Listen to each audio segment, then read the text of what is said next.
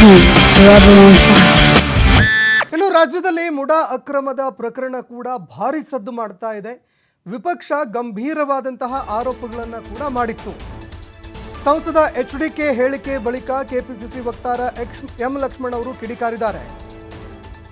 ಈ ಪ್ರಕರಣಕ್ಕೆ ಸಂಬಂಧಪಟ್ಟಂತೆ ಸುಳ್ಳು ಹೇಳಬೇಡಿ, ದಾಖಲೆಗಳನ್ನು ಇಟ್ಟು ಮಾತನಾಡಿ ಅಂತ ಸವಾಲ್ ಹಾಕಿದ್ದಾರೆ. ಎಚ್ಡಿಕೆ ಗಿನ್ನಿಸ್ ದಾಖಲೆ ಬೇಕಾಗುವಷ್ಟು ಸುಳ್ಳು ಹೇಳಿದ್ದಾರೆ. ಗಿನ್ನಿಸ್ ದಾಖಲೆ ಮಾಡೋದಕ್ಕೆ ಎಷ್ಟು ಸುಳ್ಳುಗಳು ಬೇಕಲ್ಲ ಅಷ್ಟು ಸುಳ್ಳುಗಳನ್ನು ಎಚ್.ಡಿ. ಕುಮಾರಸ್ವಾಮಿ ಅವರು ಹೇಳಿದ್ದಾರೆ. ನನ್ನ ಹತ್ರ ದಾಖಲೆ ಇದೆ, ನಿಮ್ಮ ಪ್ರಶ್ನೆಗೆ ನಾನು ಉತ್ತರ ಕೊಡ್ತೀನಿ. ಪಾರ್ವತಿ ಸಿದ್ದರಾಮಯ್ಯ ಹೆಸರಲ್ಲಿ ಒಂದೇ ಒಂದು ದಾಖಲೆ ಇದ್ರೆ ಹೇಳಿ.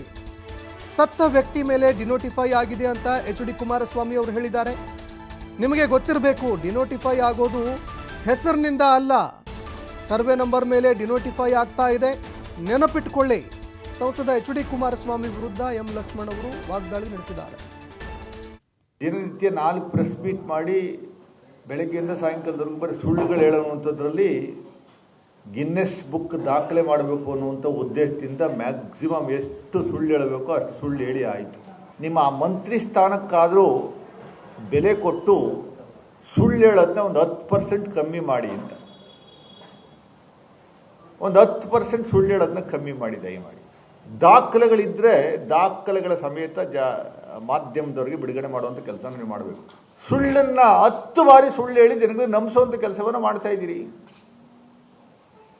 ಶ್ರೀಮತಿ ಪಾರ್ವತಿ ಸಿದ್ದರಾಮಯ್ಯನವರ ಅವ್ರ ವಿಚಾರದಲ್ಲಿ ಎಲ್ಲಾದ್ರೂ ಒಂದೇ ಒಂದು ತಪ್ಪು ಆಗಿದ್ರೆ, ಒಂದು ಕಡೆ ತಪ್ಪಾಗಿದ್ರೆ ದಯಮಾಡಿ ದಾಖಲೆ ಸಮೇತ ಹೇಳ್ರಿ. 5 ಪ್ರಮುಖವಾದ ಪ್ರಶ್ನೆ ಕೇಳಿದೀರ ನೀವು. ಮೊದಲನೇ ಪ್ರಶ್ನೆ, ನಿಂಗ ಬಿನ್ ಜವರ ಅಂತ 1985ನೇ ಇಸ್ವಿನಲ್ಲಿ